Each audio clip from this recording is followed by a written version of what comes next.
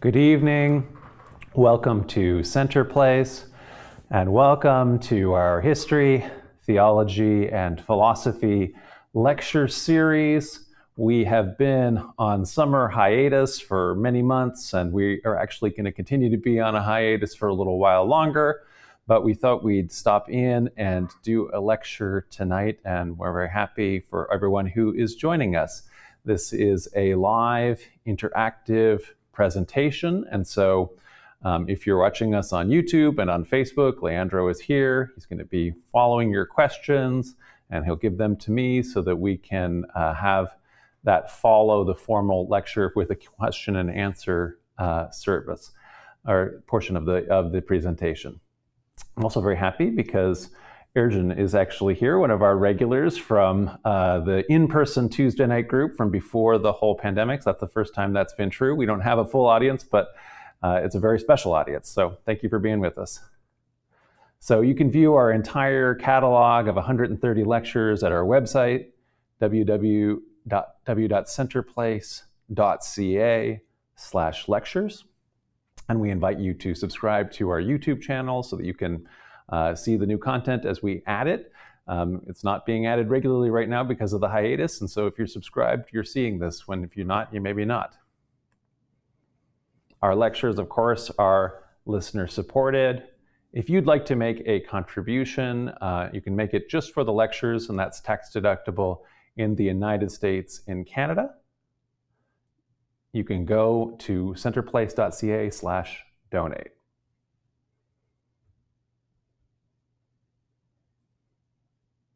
The bias of this account. So anyway, according to Philo then, Pilate was a stubborn Roman official who acted hastily, setting up an ordinary, what he probably thought was a very ordinary monument that he never imagined would be offensive. But then, in the face of a public outcry, he becomes very indecisive and hesitant. So Philo in this account makes no mention of Philo's own and Pilate's contemporary Jesus, whom Philo probably did not see as a figure who was very important in Jewish history. So, I mean, he was essentially saying that Pilate just regularly tried and condemned all sorts of people, or rather condemned and executed them without trials and so forth. And so as far as he was concerned, Jesus would just be in that kind of a number, but he goes unmentioned in this account because he's not important enough in Philo's view, we presume. Next, Josephus. So Josephus, Pilate is mentioned several times by Josephus, who is the Jewish historian writing under Roman patronage, who is our most important source for the history of the first century of the Common Era of Jewish history in general, but specifically Judea. So Josephus says that Pilate governed Judea for 10 years, and he relates several incidents between Pilate and his Jewish subjects. In fact, Josephus talks enough about Pilate that I can't actually bring it all up, so that we get a lot of information out of Josephus. But we'll read a little bit of his accounts. So according to Josephus, Pilate, who was sent as Procurator into Judea by Tiberius, sent by night those images of Caesar that are called ensigns into Jerusalem. This excited a very great tumult among the Jews when it was day, for those that were near them were astonished at the sight of them, as indications that their laws were trodden underfoot, for those laws do not permit any sort of image being brought into the city. And I'll just mention here that I have this as a footnote I've written in. So Josephus is saying that Pilate was a procurator, and in Josephus's time, the Roman official in charge of Judea was a procurator, and so he incorrectly assumes that that was Pilate's office, as opposed to, anyway, knowing that he'd been a prefect, as we'll see later. Anyway, we'll just take that as a side. So anyway, Pilate has brought these images again into Jerusalem, and a vast number of the people came running out of the country. These came zealously to Pilate, to Caesarea, to the capital of the province, and besought him to carry those ensigns out of Jerusalem and to preserve them, their ancient laws, inviolable. But upon Pilate's denial of their request, they fell down prostrate upon the ground and continued immovable in that posture for 5 days and as many nights. And so essentially there's a giant group of people who come together, they have a protest, they have a sit-in, they will not move out of the capital. Ultimately, Pilate has them all assembled into the amphitheater, and he sends in the troops, and he declares that he's going to massacre every one of the protesters. And instead of caving in, in the face of an actual drawn swords and so forth, they respond by baring their necks, daring him to just kill them because they are not going to sit down and sit still for this. And that action finally causes Pilate to give in, and he removes the standards from Jerusalem, according to Josephus's account. So Pilate has a lot of difficulty imposing imperial symbols anyway, as we see from these two different accounts. So Josephus's incident is really similar to the one described by Philo, but obviously there's some differences in how this story is told. So the standards in this case have the image of Caesar, and they're thus against the Jewish prohibition on divine images.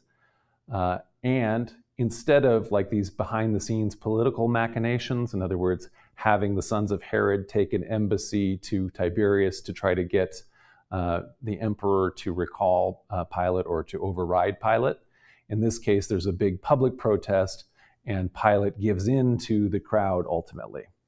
So it could be that this is the same incident that is being retold or misremembered by the time that Josephus is writing it down, or it could just be an entirely different incident, and Pilate is having problems both with shields and standards and anything, trying to just do normal, what seems like normal Roman administration for this obviously very complex people for him to rule in terms of the city of Jerusalem. Here's another, or the Josephus' account continues with another incident. So after that other incident, Pilate raised another disturbance by expending that sacred treasure, which is called the Korban. So this Korban is an oblation that is paid by Jews all around the empire to support the operations of the Jerusalem temple. So he expends that sacred treasure upon aqueducts, whereby he brought water from a distance of 400 furlongs. At this, the multitude had indignation, and when Pilate was come to Jerusalem, they came about his tribunal and made a clamor at it. Now, when Pilate was apprised aforehand of this disturbance, he mixed his own soldiers in their armor with the multitude and ordered them to conceal themselves under the habits, under the clothes of private men, and not indeed to use their swords, but instead to use their staves to beat those who made the clamor. He then gave the signal from his tribunal to do as he had bidden them. Now the Jews were so sadly beaten that many of them perished by the stripes they received, and many of them perished as trodden to death by themselves, by which means the multitude was astonished at the calamity of those that were slain and held their peace. So maybe by this time, in other words, after the first story, Pilate is becoming more savvy at dealing with these kind of crises. So in Josephus' second story, Pilate again faces down angry protesters who kind of present themselves as a mob, but this time he's planned ahead, stationing his own men in the crowd so that he's able to disrupt and subvert it and ultimately not have to give in to their pressure. So in the course of this discussion, though, other historians have read this and have suggested that Pilate must have had the support of the temple elite, which is to say the Jewish sect of the Sadducees who were in charge of the temple and that fund and so forth, if he was able to successfully raid those funds in order to institute a public works project like the aqueduct. In other words, we don't hear in this Josephus story that the high priests and everybody like that were all angry. Rather, there's a mob who is angry that temple funds, that the temple, the oblation that they have all contributed to has been changed and used for an aqueduct. It's not the priests who are upset about that. They probably want the aqueduct. And so in other words, they're allies. Another indication of that is the Roman prefect has the right of appointing who the high priest is. And apparently throughout Pilate's entire administration, he kept the same high priest. So the Sadducee there is having essentially a loyal connection at this point to the Roman administration. Okay, so the aqueduct reminds me of a scene about Pilate from The Life of Brian. So if you've seen this movie, it is a parody set during the lifetime of Jesus and the events that are leading up to the Passion. Anyway, there is a terrorist cell or a resistance cell called the People's Front of Judea that is talking about all of the deprivations that have had by the Romans. And so their leader asks his followers, after saying all the things the Romans have done to us, and what have they ever done for us? And although that's clearly meant as a rhetorical question, one of the followers ventures an answer, the aqueduct? And Reg says, oh yeah, they did give us that. And another follower says, and the sanitation? And Stan says, oh yes, Reg, the sanitation. Remember what the city used to be like? And Reg says, yeah, all right, I'll grant you the aqueduct and the sanitation are two things the Romans have done for us. Matthias then says, and the roads? Reg says, well, obviously the roads. I mean, the roads go without saying, don't they? Of course, Romans are going to build roads. Anyway, so at the end of the day, that they come up with a whole long list of things that have happened. But it starts with the aqueduct, and the aqueduct is actually something that Pontius Pilate made, and indeed we actually have the parts of the remains of it continue to exist. All right, so also from Josephus, as we've talked about before when we've been talking about evidence of the historical Jesus, unlike Philo, who lived after Jesus' execution, but before there were really very many Christians at all, Josephus, by the time he's writing, has already recognized the growth of the new movement and mentioned Pilate's movement, Pilate's involvement in a section of his work. This is traditionally called the Testimonium Flavianum, meaning to say the testimony of Flavius Josephus, the testimony of Josephus. But unfortunately, this section of Josephus's text was contaminated by later Christian scribes who interpolated it and added their own, let's say, bits of text that were not part of Josephus's original. So the text as we now have it reads, about this time there lived Jesus, a wise man, if indeed one ought to call him a man. For he was one who performed surprising deeds and was a teacher of such people as accept truth gladly. He won over many Jews and many of the Greeks. He was the Christ. And when, upon the accusation of the principal men among us, Pilate had condemned him to a cross, those who had first come to love him did not cease. He appeared to them, spending a third day restored to life, for the prophets of God had foretold these things and 1,000 other marvels about him. And the tribe of Christians, so called after him, has still to this day not disappeared. So you can see where I put italics and also the way I read it. Those sections are broadly understood to be a Christian interpolation. And so these are things, what happened is there may have been like the original paragraph here that would just be what's in white, and that would be in a manuscript text. And a Christian scribe at some point or other is reading it, is reading this part and it says, at this time there lived Jesus, a wise man. And then the Christian's like, well, if indeed one ought to call him a man, in other words, he's more than just a man, right? Is what the Christian's response to what this limited thing that Josephus is saying, that he's just a wise man. And so he was one who performed surprising deeds. He was a teacher, and so forth. He won over many Jews and many Greeks. And so that's not enough for this Christian who then writes into the margins, he was the Christ, so that we want to make sure what we understand about him. When upon the accusation of the principal men among us, Pilate had condemned him to a cross, those who first came to love him did not cease. So in other words, Josephus is essentially saying, even though he was condemned and crucified, he continued to have disciples and a movement even after his death. And so then the Christian here has added a bunch of other things that they want to get off about this.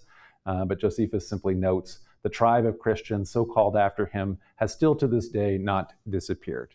And so we can kind of see what most scholars think is the original here by getting rid of those interpolations. Essentially, once somebody has written that as a scribe into the margins, then the next scribe comes along, and when they are making a copy of the book, what they'll do is they'll just write the thing and then they'll write the interpolation as if it were on the same text, right? And so it originally would be written in the margins above, and then when you make a copy, they'll just add that as if it was part of the text, and then after that, all the future copies, it just becomes part of the text. And that's just a normal thing that happened in antiquity. Unfortunately, it's unfortunate in this case because it contaminates an actually very important source for the historical Jesus. But for the purpose of tonight, the lecture is not the historical Jesus, it's the historical Pilate. And so kind of the core here is Pilate had him condemned to a cross. After several of the principal men, the leaders of the Jewish council and so forth, had accused him before Pilate. Okay, we have an additional Roman source. So Tacitus, writing in the early 2nd century of the Common Era, says, to get rid of the report that he himself had started a great fire in the city of Rome, the Emperor Nero fastened the guilt and inflicted the most exquisite tortures on a class hated for their abominations, the Christians, called the Christians by the populace. Christus, from whom the name had its origin, suffered the extreme penalty during the reign of Tiberius at the hands of one of our procurators, Pontius Pilate, and a most mischievous superstition, thus checked for the moment, again broke out not only in Judea, the first source of the evil, but even in Rome, where all things hideous and shameful from every part of the world find their center and become popular. So Tacitus doesn't have a lot of, fondness for Christians, although he doesn't think that the emperor should have scapegoated them here. In other words, the Christians weren't responsible for the fire in Rome even any more than the emperor was. In other words, nobody in particular was responsible for the conflagration. The Christians get blamed because they're an easy scapegoat since everybody hates them. And even though they began in Judea, they've already spread, and there's a bunch of Christians in Rome at this point because essentially, as Tacitus believes, any crazy idea and vile thing becomes popular in Rome because that's what Rome is, a giant metropolis at this point. And so again, the confirmation here, though, is that Pontius Pilate, as the one who had him executed during the reign of Tiberius, when he is the leader or the governor of Judea. Once again, the Procurator is incorrect here. Probably Prefect is the actual title. So in sum, there's actually a lot of non-Christian source material here for a biblical figure. There's even a lot of archaeological evidence that exists for Pilate in the form of the inscriptions, the coins, and even the aqueduct that he made. So although portrayed as running afoul with his Jewish subjects and as being haughty and cruel, it's also clear that he accomplished a bunch of public works and seems to have been, somebody who was getting the job done from the Roman perspective. So there's general agreement in all of these sources that Jesus of Nazareth was executed under his administration when we look at the wealth of these sources. So I want to give us a little more historical context for first century Roman Judea and in general how Roman administration of the provinces worked and so forth. This is a reconstruction of Caesarea, which is the new capital of the province that King Herod the Great built with an artificial harbor. And it thus was the idea was connecting Judea to the Roman Empire. There's not a lot of great places for ports all along the Judean coast, and so they created an artificial harbor in order to make one. In this sense, it's sort of similar to the way that Alexander the Great, in founding his city of Alexandria as the new capital of Egypt, pulled the capital from the center of Egypt to a place where Egypt would now be looking towards the Mediterranean and be part of the Hellenistic, the Greek world, eventually later the Greco-Roman, the Roman world. Likewise, Herod is building a similar city to be on that exact model, in fact, in order to be a capital, and again, now naming it for Caesar, who is Herod's patron.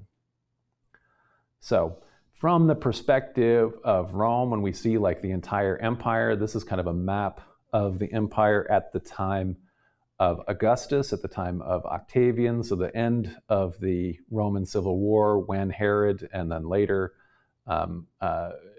there was a direct administration with Pontius Pilate. So you can kind of see in the little area on the side here where Judea is, that's kind of marked in light green. That's saying essentially the levels here from yellow is where it was at the time of Augustus when he first took over. And then the various shades of green were incorporated directly into the empire.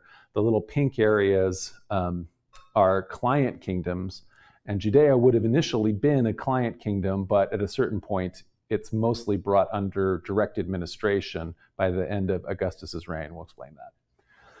So the client kingdom of Herod the Great. We had a whole lecture on Herod right before the end of our hiatus, but just for, and I send you back to that, but just for a recap, the Roman Senate had named Herod king of Judea around the year 37 BC, replacing the previous dynasty, the Hasmoneans, who are sometimes known as the Maccabees.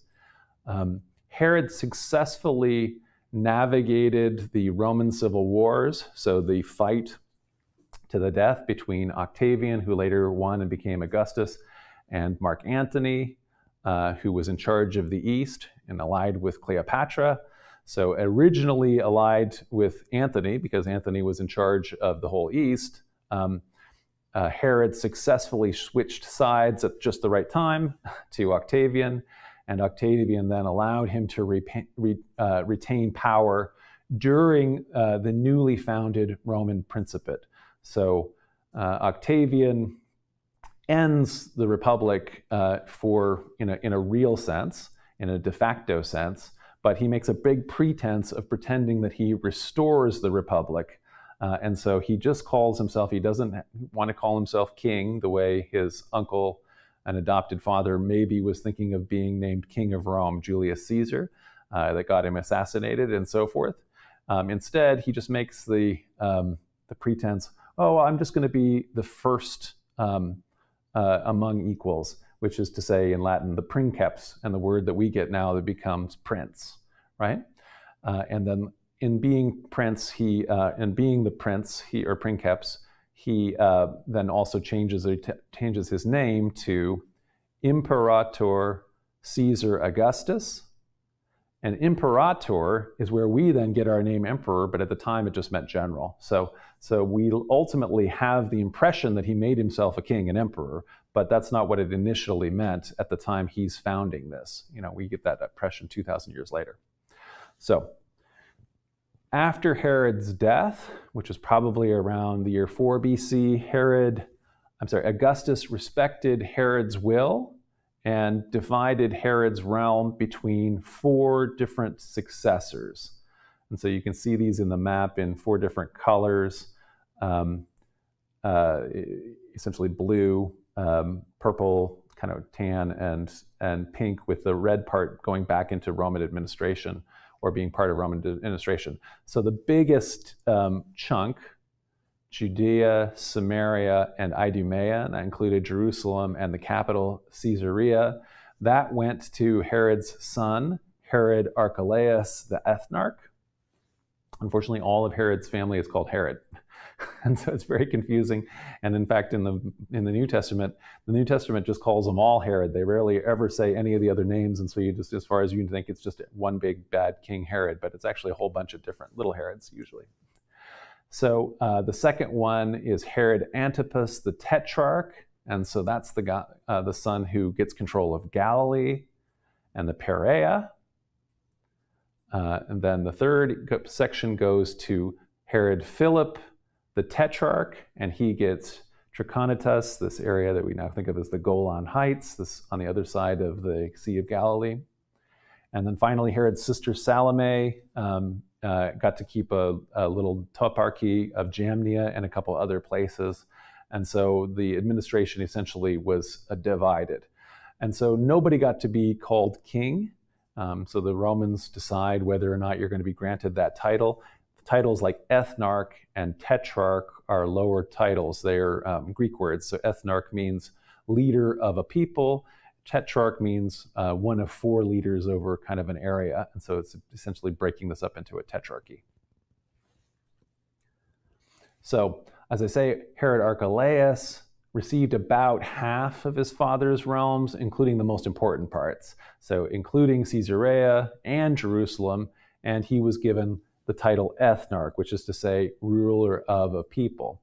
And so Archelaus is actually mentioned in Matthew, although he's just called Herod, in Matthew 2. So Joseph and Mary, the parents of the young Jesus, who have fled, in the Gospel of Matthew anyway, into exile in Egypt to escape Herod the Great. They find out that Herod the Great is dead, and so they can come back, but they realize, or they're told in a dream, that this new Herod is in charge of Judea, Archelaus, and so they should instead go to Galilee, which is just actually ruled by a different Herod. But in any event, that's the excuse that the Gospel of Matthew has for trying to explain why Jesus, who everyone knows is from Nazareth, was said to have been born by prophecy anyway in Bethlehem. And so this is where this kind of story comes from. So like I say, Herod Archelaus then is one of the Herods mentioned in the Gospels. So Archelaus, though, was very unpopular with his subjects. And by the way, Herod himself, his father Herod, was also often unpopular. But Archelaus lacked the political acumen that his father had in order to keep himself in power.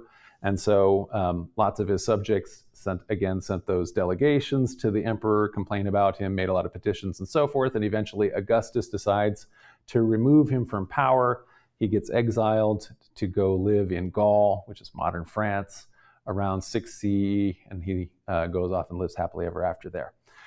So from this time until 41 of the Common Era, the Romans administered Judea, Idumea, and Samaria directly. So in other words, the important part of the kingdom here just becomes directly administered by a group of prefects who are serving under the Roman governor of Syria, which is the more important province immediately to the north.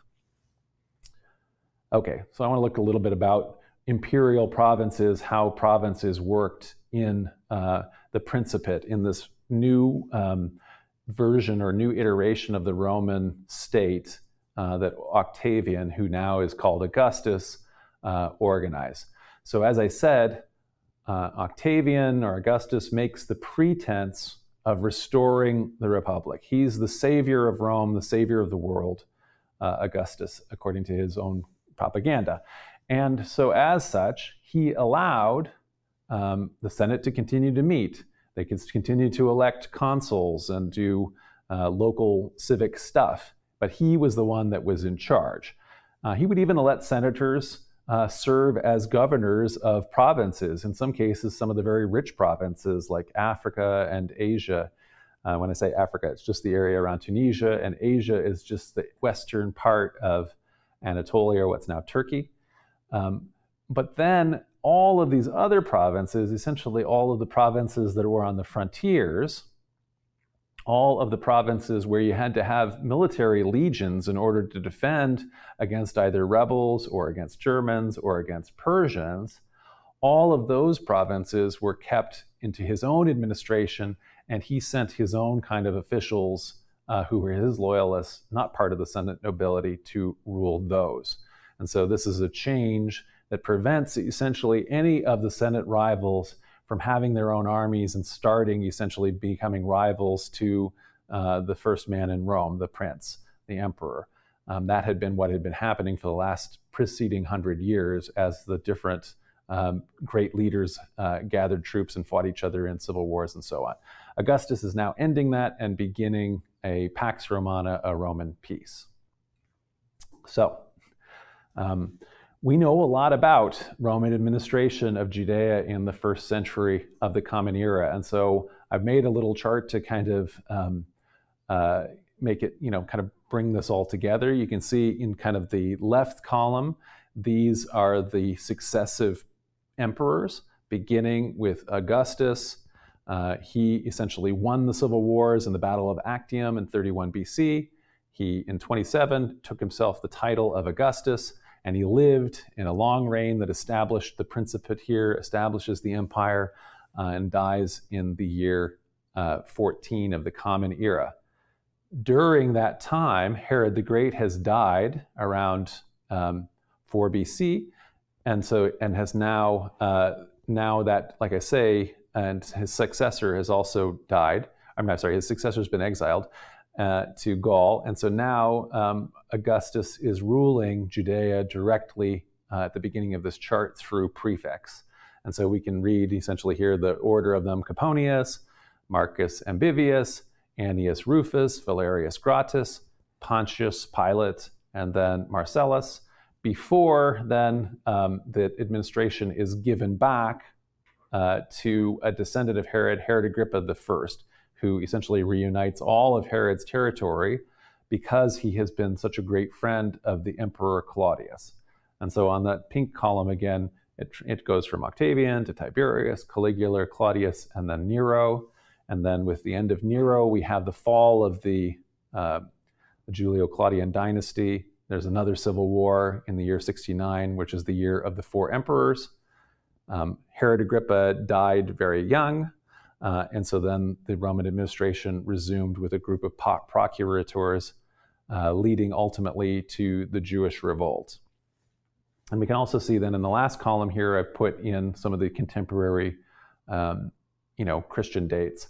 So the birth of Jesus during the time, presumably, of Herod the Great, the crucifixion of Jesus during the administration of Pontius Pilate, and then in that later period, in 48 of the Common Era, when the first surviving Christian text of the New Testament is written, Paul's letter to the Galatians.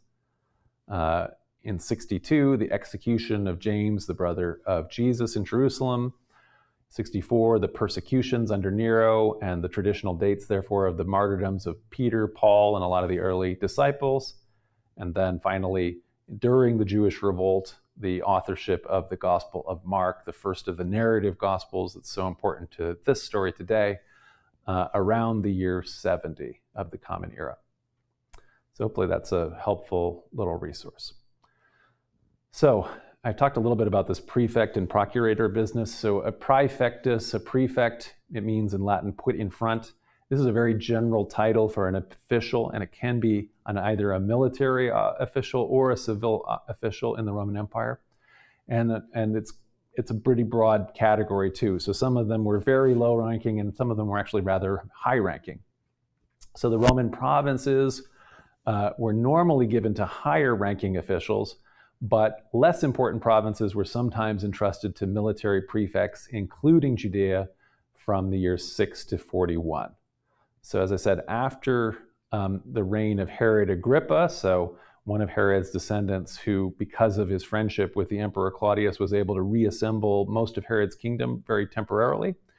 After he dies, direct Roman administration of Judea resumes under now a procurator, which is a civil official that's tasked with financial administration or, again, the governing of minor provinces. And you can see a procurator is a guy who procures stuff, right? And so those are the two different officials that are leading Judea in this century. So more important offices were given to higher ranking nobles. So Pilate's administrative superior, for some of his time anyway, was Lucius Aelius Lamia, who was the imperial legate of Syria under the Emperor Tiberius. So Lucius was from the ancient gens Aelia, which is a noble plebeian senatorial family, and he himself had actually served as the consul of Rome. So Rome had two what became honorary consuls after the emperors were in charge, but it was still the height of essentially status for a Roman nobleman. He became consul, one of the two consuls for the year 3 of the Common Era. So Syria is a very important province because, and its capital there is Antioch. It's important because it is on the border with the Parthian Empire. And so the Parthian Empire is the largest organized state that the Romans are in contact with. And there is essentially always a threat of Parthian or Persian invasion of the Roman East. And the Romans are actually often threatening to invade the Parthian Empire and try to conquer the Parthian Empire too. And so a mass of legions always has to be kept in Syria. And so Syria is the most important thing here. On the other side of Judea is Egypt. Egypt is also an amazingly important province, not because it's on the frontier with anybody in particular. It's actually not as easy to invade Egypt from up the Nile from down south in what's now Sudan anyway. But because of there's a smaller border, right? Because it's only on either side of the Nile and so forth. But Egypt was a massive exporter of grain. And so it was actually so wealthy that rather than incorporate it into the empire, Augustus essentially converted it into the emperor's private property. So he actually just owns Egypt. And so Egypt is there giving massive amounts of wealth to the emperors, the imperial government, and so forth, as almost all of the grain supply ultimately of the city of Rome is being brought in at a certain point from Egypt. And so Judea is not important, but it's between two very important places. And so it's always annoying to the Romans that they have to expend a lot of effort and resources on a place they really don't care about, except for the fact that it's right next to two places they really do care about. So looking at the levels of nobility, so I was mentioning, we've talked about during the Principate, the emperor himself is at the very height of the nobility, surrounded by his family, the Julio-Claudian dynasty. So essentially that's the gens Julii and the Claudii, who are intermarried and producing all of the first emperors, leading down to Nero. Around them are the patricians, the noble senatorial families of Rome that go back all these centuries. Added to the Senate have been ancient families of plebeians that have been ennobled. So plebeian originally means the commoners, but during the course of the Republic, some of the plebeian families were added to the Senate and became nobles. Then after that are Roman equestrian families. This is sometimes translated as the knights because they had this, let's say, cavalry function originally, but because initially as the Roman military was, people were either brought into the infantry or the people who had enough money could have their own horse and be brought into the cavalry and so forth. So the equestrians essentially were people that had more wealth, but it doesn't have that meaning by this time. It just has that name.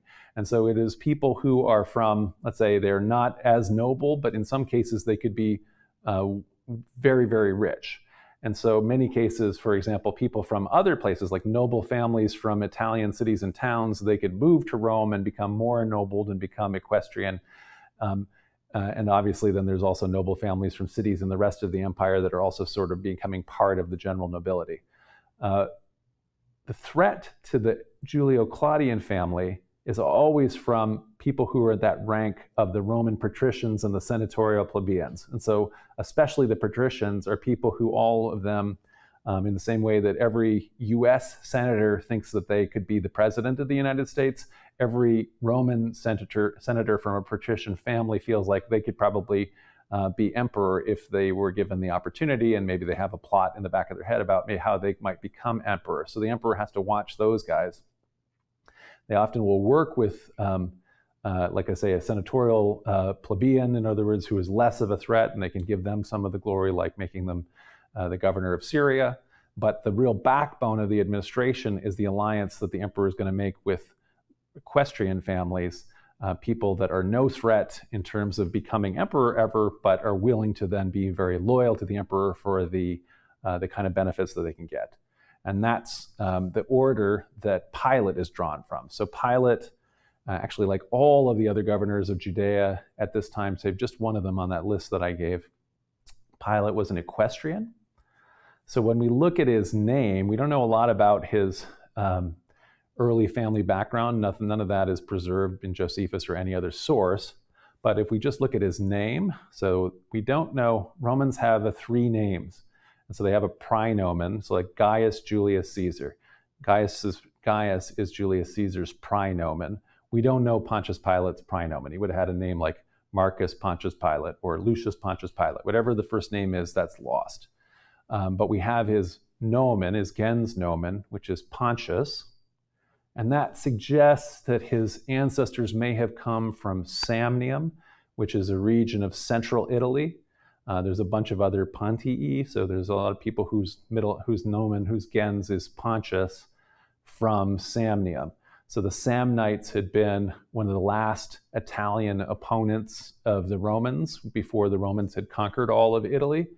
But at a certain point, their noble families would have,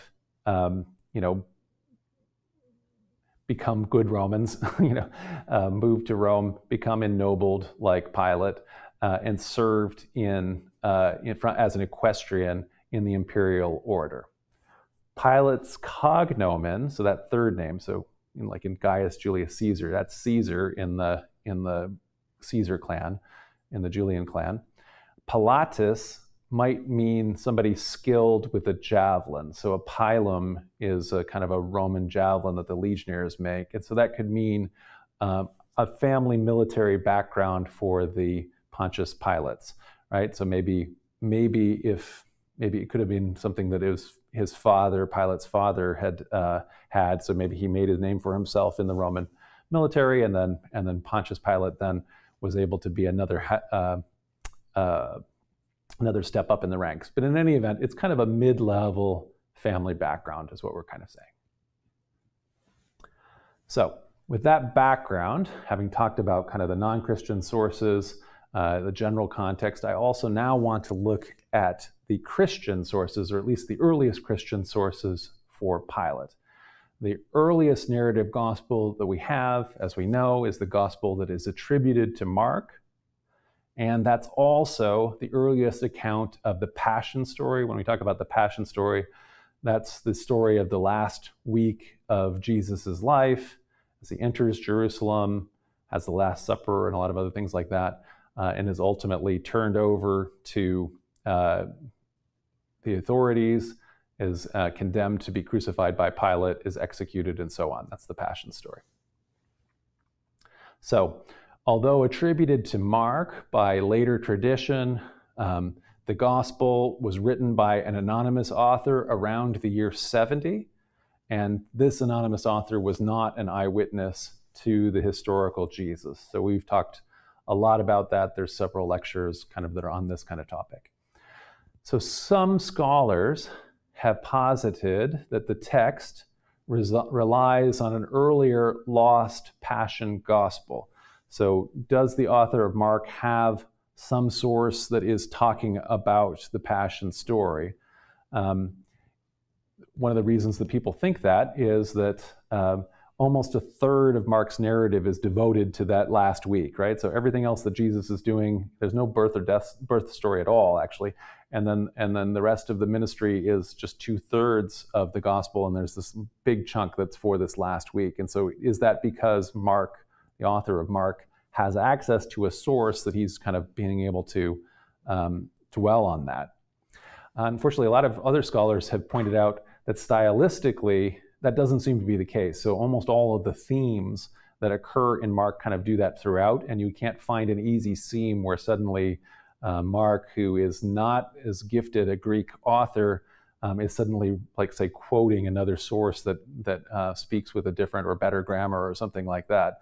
And so stylistically and thematically, the Passion story does kind of seem to be integral to Mark. And so it may be Mark who is writing the earliest Passion story. Maybe that there's an underlying Passion story that we haven't, that's lost. We don't know for sure. So let's read a little bit about Pilate. as represented in the Gospel of Mark. This is from chapter 15 of Mark. So after Jesus is betrayed by the apostle Judas Iscariot, he is brought before an assembly of Jewish leaders led by the high priest, who accused Jesus of blasphemy. And indeed, Jesus, in strict Jewish monotheism, Jesus is guilty of a little bit of blasphemy in some of these pronouncements that he makes. So they have a fairly strong case, but unfortunately they can't only try him on Jewish law, because they do not have the right to execute him for that. They need to convict him of something that the Romans are going to kill him for. So as soon as it was morning, the chief priests held a consultation with the elders and the scribes and the whole council. They bound Jesus, they led him away, and handed him over to Pilate. Pilate asked him, "Are you the king of the Jews?" And then Jesus answered him, "You say so."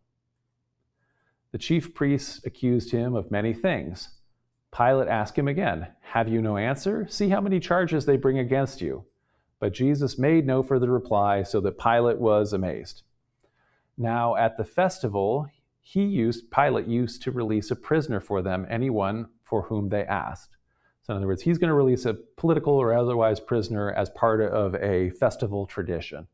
Now a man called Barabbas was in prison with the insurrectionists who had committed murder during the insurrection. So when the crowd came and began to ask Pilate to do for them according to his custom, then he answered them, "Do you want me to release for you the king of the Jews?" For he realized that it was out of jealousy that the chief priests had handed Jesus over. But the chief priests stirred up the crowd to have him release Barabbas for them instead. And so the same trick that you remember from Josephus, where Pilate actually had all his people in the crowd, now it's the priests who have all their people in the crowd. This is how, when you have essentially mob rule or mobs all crying for this and that, you're not necessarily getting democracy, although they don't have, elections like this at least certainly not in Roman Judea. So Pilate spoke to them again. "Then what do you wish me to do for the man you call the king of the Jews?" They shouted back, "Crucify him." Pilate asked them why, what evil has he done? But they shouted all the more, "Crucify him." So Pilate, wishing to satisfy the crowd, released Barabbas for them, and after flogging Jesus, he handed him over to be crucified. And so then we have the whole story of Pilate's soldiers mocking Jesus and ultimately crucifying him. And then we get back to Pilate. When the evening had come, since it was the day of preparation, that is, the day before the Sabbath, Joseph of Arimathea, a respected member of the Jewish council, who was also himself waiting expectantly for the kingdom of God, went boldly to Pilate and asked for the body of Jesus. Then Pilate wondered if Jesus were already dead, and summoning the centurion who had overseen the execution, he asked him whether he had been dead for some time, and when he learned from the centurion that he was dead, he granted the body to Joseph. So by the way, Joseph of Arimathea here is this character has not been foreshadowed in the Gospel of Mark. And although later Gospels want to explain him and add the detail that he is a disciple, there's no indication of that here. Rather, the model sort of looks like, for Mark anyway, the fact that, from Tobit, where essentially an observant Jew wants to have a proper burial for other Jews out of just compassion. And so in that sense, it's maybe a Jewish custom thing from the Gospel of Mark. So then Joseph of Arimathea brought a linen cloth, and taking down the body, wrapped it in the linen cloth and laid it in a tomb that had been hewn out of rock. He then rolled a stone against the door of the tomb. Mary Magdalene and Mary, the mother of Joseph, saw where the body was laid. And that sets up the story of the empty tomb. So from that, what's the author of Mark's view of Pilate? I'd say it's a rather even-handed view, considering this is the guy who essentially orders the execution of the leader of the guy's religion, Mark's religion here. So Pilate is not interested in the blasphemy charges, but instead he fixates on the question, are you king of the Jews? In other words, are you going to be one of these guys who leads another Jewish insurrection? So when Jesus refuses to be drawn into Pilate's political framing, in other words, he won't answer the question that way, Pilate then tries to evade the decision to execute Jesus. So if we want to compare that account, frankly, with the ones we read about from Philo and Josephus, in both of those, Pilate has similarly fraught relations with his subjects in their accounts. In Philo's account, Pilate similarly equivocates and doesn't want to make a decision. He ultimately just kind of says, doesn't do anything and waits until he gets overridden by Tiberius. And like in Josephus's first story, Pilate, in this account by Mark, directly confronts crowds, and he ultimately gives in to their demands. So in the first story with Josephus, they were all lying down. He was going to kill them all. They refused to budge in the face of those threats, and so he ultimately concedes to them and gives in to them. Likewise, in this case, albeit with the crowd goaded by the antagonists to Jesus, the Jewish council, in Mark, the priests have stalked the mob, but nevertheless, Pilate gives in to them. So that's Mark's account. And so we've talked about before the literary dependence in the synoptic gospels, in the gospels of Mark, the earliest one, Matthew and Luke, about how the authors of Matthew and Luke, who are also obviously, those are anonymous authors for whom the terms Matthew and Luke have been attributed by tradition, they both of them had Mark's story to work from, and they both use that as their primary source for the Passion account. The fourth gospel, the gospel attributed to John, is always very, very different, and it's mostly different in the rest of the narrative. There is a very strange amount of dependence, though, when we get to the Passion account in John. And so whereas it's not literally dependent on Mark, there are so many parallels that we have to explain some kind of point of contact. So again, this is one of these ideas, is there some other Passion story? Does the author of John have access to just Mark's Passion story or something like that? Was it excerpted and circulating freely? Why are there so many particular parallels that's not totally explained? But anyway, let's read first from about Pilate in the Gospel of Matthew. As the author of Matthew so often does, he follows his source, Mark, very, very closely and doesn't make as many changes, for example, as the author of Luke does. But he does create a new scene, which follows the crowd's call to release the insurrectionist Barabbas and to instead crucify Jesus. So after that happens in the Gospel of Matthew, when Pilate saw that he could do nothing, but rather that a riot was beginning, he took some water and he washed his hands before the crowd, saying, "I am innocent of this man's blood. See to it yourselves." Then the people as a whole answered, "His blood be on us and on our children." So he released Barabbas for them, and after flogging Jesus, handed him over to be crucified. So that's an insertion that, as we saw, that doesn't exist in the source material in the Gospel of Mark. This is something added by or created by the author of Matthew. Matthew also makes, as I said, Joseph of Arimathea into a disciple of Jesus, and ultimately has another scene where he has Pilate puts guards in front of Jesus' tomb. So the next day, we read in the Gospel of Matthew, the next day, that is, after the day of preparation, the chief priests and the Pharisees gathered before Pilate and said, "Sir, we remember what Jesus said while he was still alive. He said, 'After 3 days I will rise again.' Therefore, command the tomb to be made secure until the 3rd day. Otherwise, his disciples may go and steal him away and tell the people he has been raised from the dead, and the last deception would be worse than the first." Pilate said to them, "You have a guard of soldiers. Go, make it as secure as you can." So they went with the guard and made the tomb secure by sealing the stone. So I think what we can see here is that Matthew's addition here is a very clear apologetic creation. So antagonists who maybe read Mark's story, and skeptics, people who are non-Christian, they've heard this empty tomb story and they just ask, well, how do we know that the disciples did not go and steal him away or steal the body away in order to tell people he's been raised from the dead? So Matthew even actually says that that's what people are going to complain about. So that's presumably what people have been complaining about. And so Matthew answers that complaint by adding guards to the story. See, there were guards. And so that's why we know that that didn't happen, right?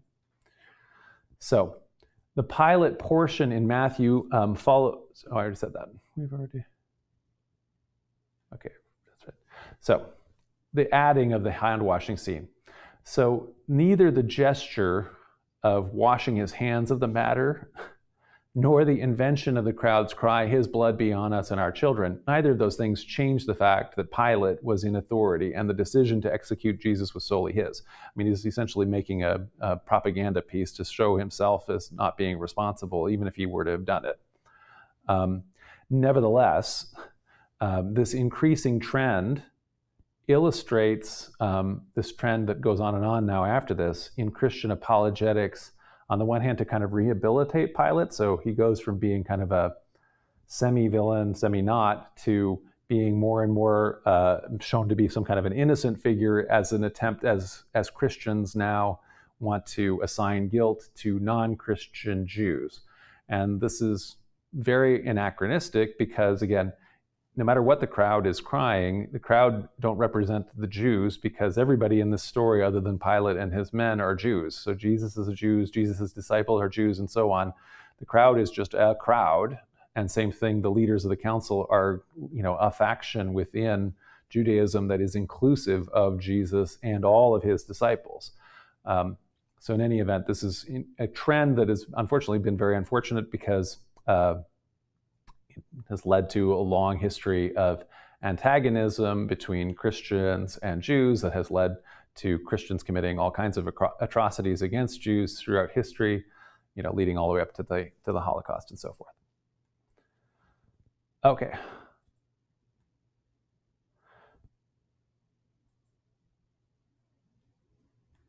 Those slides were duplicated, I'm sorry. So the Pilate portion, let's go to Luke. The Pilate portion in Luke follows Mark less closely than Matthew, and Luke adds a scene with Herod Antipas. So then we read, then the assembly rose as a body and brought Jesus before Pilate.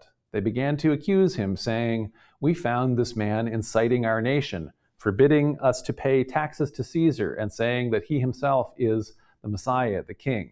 So they've added here a bunch of different charges.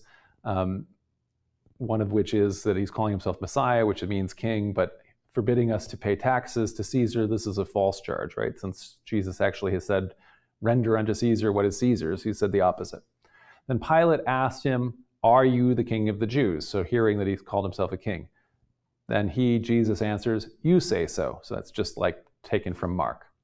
Then Pilate said to the chief priests and the crowds, I find no basis for an accusation against this man. But they were insistent and said, he stirs up the people by teaching throughout all Judea, and from Galilee he even began even to this place. And so then this Pilate becomes clever in this account. Pilate heard this and asked whether the man was a Galilean. And when he learned that he was under Herod's jurisdiction, in other words, Jesus is from Galilee, he's not one of my people, he's just visiting. I can send him off to Herod Antipas, And so he hands him off to Herod Antipas, who was himself in Jerusalem at the time. Everybody's gathered there for the festival. So Herod Antipas then in this new scene questions Jesus, but ends up sending him back to Pilate, who is in the same way as from Mark, goaded by the crowd into executing him. So like I said, that's Matthew and Luke, both adding details to the Markan account. John has a different story that has a lot of similarities, especially compared to what John normally does. Normally, the accounts in John are extremely different from the Synoptic Gospels. There's no parables, for example, in John. Almost all of the narrative story and all the different things that Jesus does during most of his ministry don't line up with the Synoptics, but suddenly now with the Passion story, it lines up pretty closely, as we'll see. So in the Pilate portion of that, in the Gospel of John, reads, They then took Jesus from Caiaphas, the high priest, to Pilate's headquarters. It was early in the morning.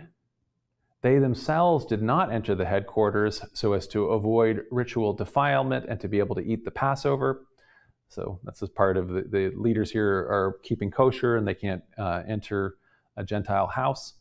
So Pilate went out to them and said, "What accusation do you bring against this man?" They answered, "Well, if he were not a criminal, we would not have handed him over to you." So Pilate said, "Take him yourselves and judge him according to your law." But the Jews replied, "We're not permitted to put anyone to death." And so anyway, they wrangle back and forth for a while. And so then eventually Pilate concedes and he enters the headquarters again. He summons Jesus and asks him, "Are you the king of the Jews?" And after a little back and forth, Jesus answers, "My kingdom does not belong to this world. If my kingdom belonged to this world, my followers would be fighting to keep me from being handed over to the Jews. But as it is, my kingdom is not from here." So Pilate asked him, "So you are a king?" So he got him to admit the king part, right? Jesus answered, "You say that I am a king. For this I was born, and for this I came into the world, to testify to the truth. Everyone who belongs to the truth listens to my voice." Pilate asked him, "What is truth?" And then Pilate goes and offers the crowd to release Jesus, but they choose Barabbas to be freed. So, the same kind of details. So Pilate has Jesus flogged. So in John's gospel, he directly supervises a lot of the soldiers' humiliation of Jesus instead of just, having the activity move on to the soldiers.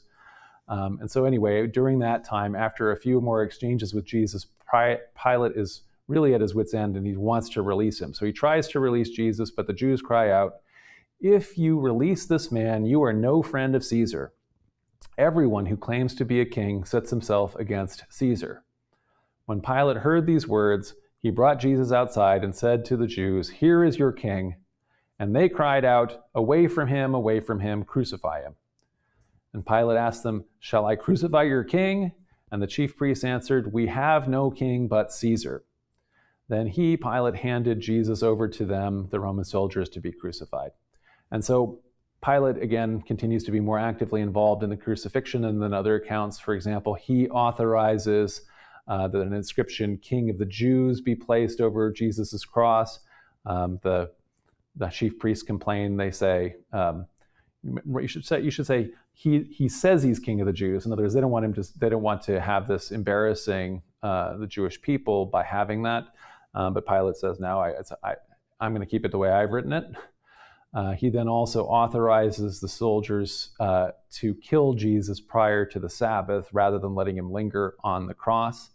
And so he tells them to break his legs so that'll allow him to die prematurely during crucifixion, and instead they pierce his side with a spear. Okay, so I want to look at the perspective then of the author of John. So John, written between 90 and maybe as late as 110 CE, and its final form. It's probably a series of authors, and it gets to its final form anyway a little bit later. It's the last of the canonical Gospels. It's certainly all written after the Jewish Christians were expelled from synagogues by non-Christian Jews in the year 85. And so the authors of John have a post-schism perspective. So the schism that occurs between non-Christian Jews and Christian Jews, and they now think of Jews, as he's calling them all throughout the gospel, as a totally separate people from Christians, even though that's a description that is entirely anachronistic to the historical Jesus. The historical Jesus, his disciples, they were all Jewish. You can't talk to the Jews or have Jesus say, "The Jews say this or that." He would never have talking of Jews in the third person as other, right? So, and I've said it before, why that unfortunately has led to unfortunate relationships for the last 2,000 years and so forth.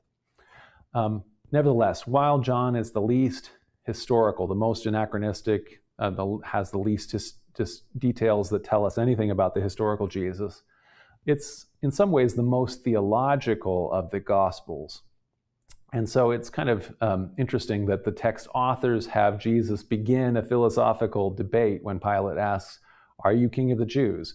instead of answering right away, as he does in the other Gospels, you say so, Jesus in John goes on to this thing about my kingdom is not of this world. And ultimately, he gets into this place where when he says that he comes into the world to testify to the truth, Pilate responds just like a sophist philosopher confronting Socrates, what is truth? And so on. So what happened to Pilate after, those are the earliest Christian accounts. We have very many later Christian accounts that become increasingly fictional and dramatic as people want to write and add additional details. And obviously that culminates all the way down into, my favorite depiction of Pilate in The Life of Brian. But anyway, the real Pilate, what happened to him? After having Jesus crucified, Pilate continued to govern Judea. Josephus tells us that after Pilate massacred a group of Samaritans, the Samaritans complained to his boss, the governor of Syria, and they successfully have him recalled so that their case can be judged before Tiberius. And so Pilate's already been in charge for 10 years, which is about as long as anybody is an official anyway. And so at the end of that, because of this incident, his administration ends and is suspended, and he goes back to Rome to be judged by the Emperor Tiberius. However, Tiberius dies before the case can be tried. And so Pilate was never actually tried or reinstated. He just probably retired. Excuse me, I'm going to cough.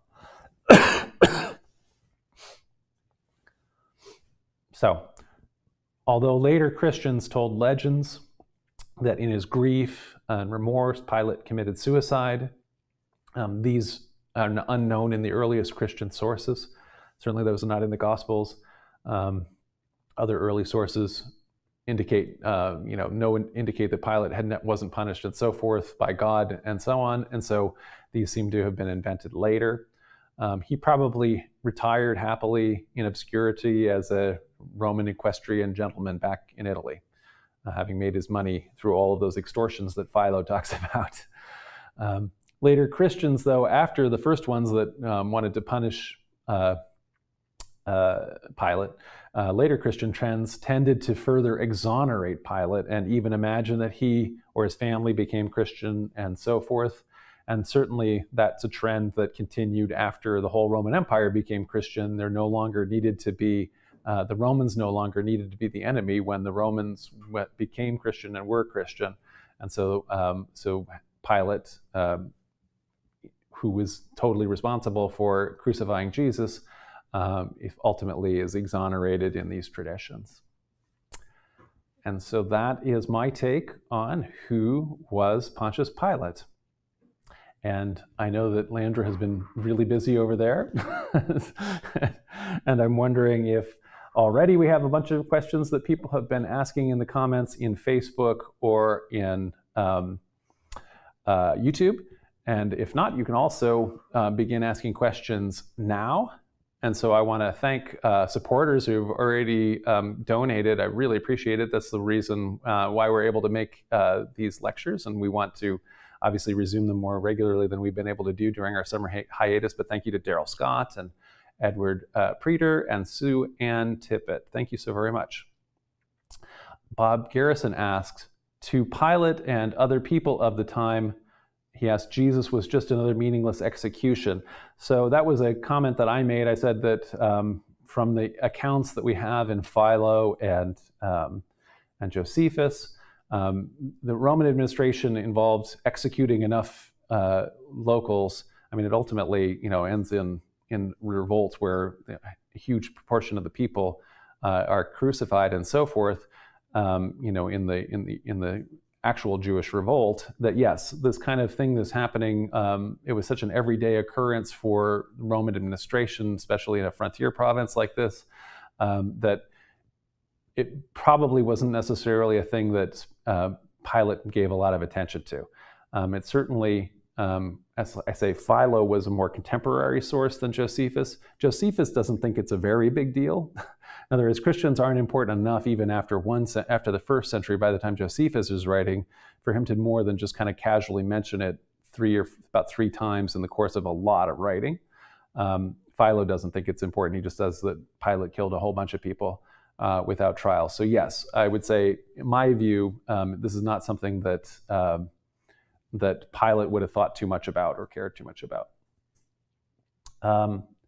So Bob also asked, Pilate wasn't a judge in the way we think of one today. So there is Pilate was able to operate in a judicial system, but there were different levels of rights that different people would have.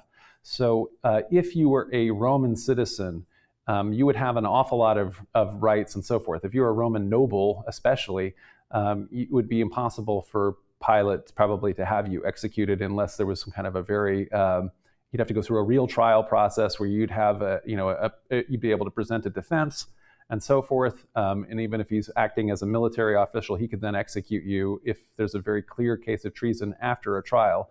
But in most cases, even under those circumstances, you would have like a right to appeal to Tiberius, like all of these guys keep doing. So in other words, Pilate massacred a whole host of Samaritans, and so they have to essentially petition for a redress. That's the same thing Philo was doing when a whole bunch of Jews in Alexandria got massacred and so forth, is petition to the emperor himself for a redress. So if you're not a citizen, like Jesus was not, if you're just a local person, and indeed not even an important local person, so Jesus is said to be himself either a carpenter or a woodsmith, or his dad was, in other words, from a very poor social class, from a nowhere village, Nazareth, a village that hadn't even been important enough to make its way into any historical source before the existence of Jesus. It was not a big enough deal for the Roman prefect to just execute such a person without even a formal trial at all. He wouldn't need. And indeed, this wasn't set up as a formal trial, even the accounts that we have. But it's completely possible that the amount of interaction that exists between Pilate and Jesus in Mark, that is a creation of the evangelist. In other words, that he would never have gotten anywhere that close, and that Pilate would have just summarily sent the guy to be executed because it doesn't have to rise to that level of a complaint. The way that story becomes, let's say, more credible is when it's viewed in concert, like I say, with Philo and Josephus. It's sort of in character with how we understand Pilate's character based on that. And so if Jesus' following was perceived to be a big enough deal at the time of this festival, where the city is ripe for having a big riot and everything like that against Roman rule, there had been all of these riots already under Pilate, whether it was over the standards or the shields or the other kinds of things. So maybe there's a threat of another riot because all of Jesus's followers and all the people who hate Jesus's followers presumably are all together in the city. And then Jesus has done, let's say, one or two disturbances.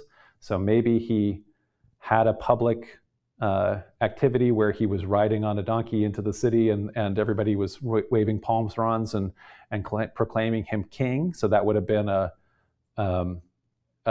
rebellion action that would have warranted Pilate to say, well, that's a rebellion. You're clearly setting yourself as the king, and he could just execute him for that.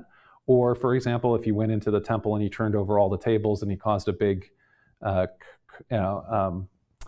kerfluffle riot in the temple marketplace, Anyway, both the gospel accounts say that he does those things. If those are historical events, those also might have been enough of a commotion that, again, that would have caused Pilate to have him executed just to enforce the public peace, which is all he cared about. So Raymond Ortez says, what were Herod's religious beliefs? So there were many Herods. so I guess we're probably talking about Herod the Great. It depends on which Herod it was.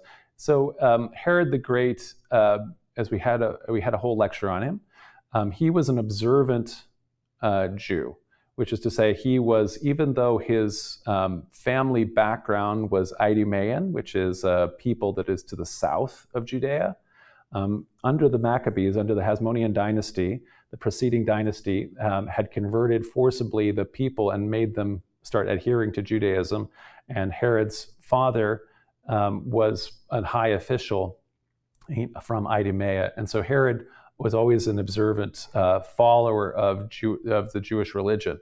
A lot of times with a political figure, you say, well, what are their beliefs? So are all of these Christian kings throughout ancient and medieval history who nevertheless order massacres and do all these things that seem to be very un-Christian? Does that mean they're not real Christians, or were they, in a lot of cases, they might have been very strong believers, even though they maybe felt their soul was imperiled because of the different evil things that they were doing according to Christian doctrine. So in the same exact way, Herod is doing a lot of conniving and atrocities and all these kinds of things, but that doesn't necessarily mean that he is not a believer. But on the other hand, it's very hard to do a psychological interpretation. What is he actually thinking inside?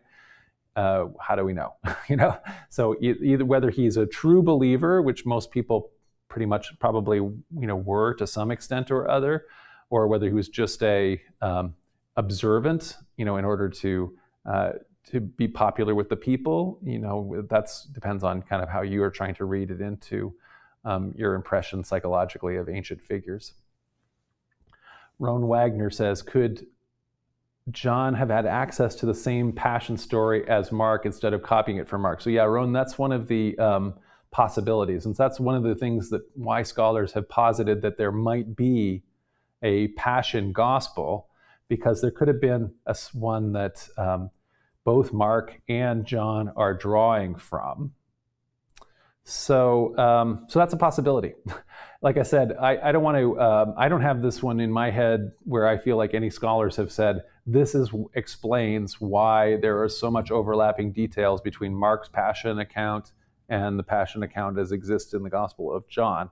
The main thing we can say is that John is later, Mark is earlier. We know that Mark was already existing. There's no particular reason to believe that the authors of John had access to the whole of Mark, because they are not making use of almost all of the rest of the Jesus material in it, and so that seems strange.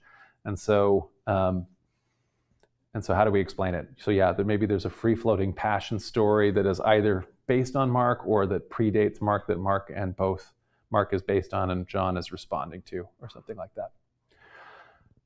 Another supporter, Matt Ubel, thank you so very much. Thanks for doing that. Roan also asked, could Caiaphas have been the high priest that served Pilate during his time in Judea? I had said that there was just one high priest. I think it is, but now that's Caiaphas is the one that's listed in the Gospel of John, and I should have, I think is it maybe actually Annius? I'm confused. I'm not remembering, and I should have looked that up in Josephus. It'll be in Josephus, and he would be the stronger source than the Gospel of John, which is quite weak on anything historical. Roberto Zek says, related to Pilate giving into crowds pressure scene, do we have any evidence on the existence of a historical figure, Barabbas, other than Christian sources? There's no evidence at all that this is a tradition. So, this is kind of listed off as this is either Pilate. It's originally kind of brought it as it's kind of Pilate's tradition that he's got, I guess, all these prisoners and political prisoners, everybody, and he's going to give on the high festival. He's going to give one freedom. It's kind of a crazy thing to do. If you've got a bunch of enemies and things like that, you don't want to just give up one at random. You might free a prisoner, but you don't want to give the choice to a crowd, probably. So there is no evidence for the existence of that tradition at all outside of the Christian sources. So outside of Mark and then this other passion story that we have from John. And in terms of Barabbas, that also, just even the name Barabbas makes it seem, let's say, less likely to be a historical thing. So Bar Abbas means, son of the father. And so here we have a guy who is juxtaposed between the guy who's the son of God or the son of the father. I don't know. So it does kind of almost even seem like that the fact that they're calling this guy Barabbas, even is like showing like a, I don't know, a kind of a dichotomy here. So I don't think we have, so we don't have any evidence for it, and so it's one of the arguments that is made that a lot of Mark's narrative is literary and theological and not historical. And we actually have had a whole lecture on the proposition that some scholars have made about Mark's Passion text as let's say not being not being a historical text, but rather being a Christian theological text. So Darrell Scott writes, what religion or outlook on life would a man like Pontius Pilate have had? So Pontius Pilate would have been a person who was part of the Roman religion. So if he was he might have had some traditions that would have been ancient Samnite traditions would have been related anyway to ancient Latin and Roman traditions. But at a certain point, he would have been somebody who is honoring the Roman gods, and so he's what we now, in retrospect, we assign the believers in the old religions. We tend to call them pagans, polytheists. So people who have a general belief that all of life and aspects and everything like that are controlled by different divine forces. The divine forces are given names, and you can call upon those names, whether it's Jupiter or Venus or Mars or a lesser local god, gods of ancestors. And so part of Roman religion would have included, obviously things like sacrifice to the gods for different things, and Pilate would have had a bunch of official functions as an actual magistrate, where he would have been leading a bunch of different civic worship. But they would have also had personal practices, and it would depend on a person's religiosity. And so in a lot of cases, all of the practice of paganism involved worrying about doing ritual behaviors so as to avoid causing divine displeasure from one of the gods or other. And if you started having misfortune, figuring out which of them you had wronged and how to expiate that, and so on and so forth. We nowadays people have a very rosy picture of paganism. It was actually often a very oppressive religion, but it wasn't always. Again, there were various degrees of religiosity. So sometimes, a hardened provincial authority, they might have been more religious, but they might have been less religious, and we don't really know. Nicholas Smolak asks, is there any truth to the releasing of a prisoner during Passover? Is that just part of the story? Yeah, so as I said, there's no external support for that. So that is part of the Passion narrative, and it's also part of, it's attested in the same source. However, John is pulling from the same source that Mark has, but we don't have any evidence for that, and I've already kind of spoken against it as it's certainly plausible or something that could happen. There's no particular buttressing for that historically, though. So Rain Weber asks, was the breaking of the bones as common in crucifixion, was it seen as a mercy? So yes, the answer is yes. So if you break the bones, you'll die faster. So crucifixion is a horrible way of execution where a person can kind of live on in agony for days and days and days as they die in different horrible ways. And so, this was one of the ways that if you kill them ahead of time, then that's actually seen as a bit of mercy. In this case, it wasn't, the pretext for doing it according to the story is not mercy. It's because they need to give him a proper burial before the Sabbath starts, or before the Passover starts, whichever it's understood to be. And so they're not able to do that, during the holiday, right? And so they need to kill him and make sure he's dead so they can bury him and be done with it, So he's not just sitting there during the entire festival or Sabbath. All right. Wonderful questions as always. Thank you all for being with us. I'm really happy. Urgent, do you have a question? Pontius, Pontius. The north of Anatolia is called in Roman time. Yeah. So Urgent's question is, so Pontius Pilate has the name Pontius, and then there is a region in northern Anatolia.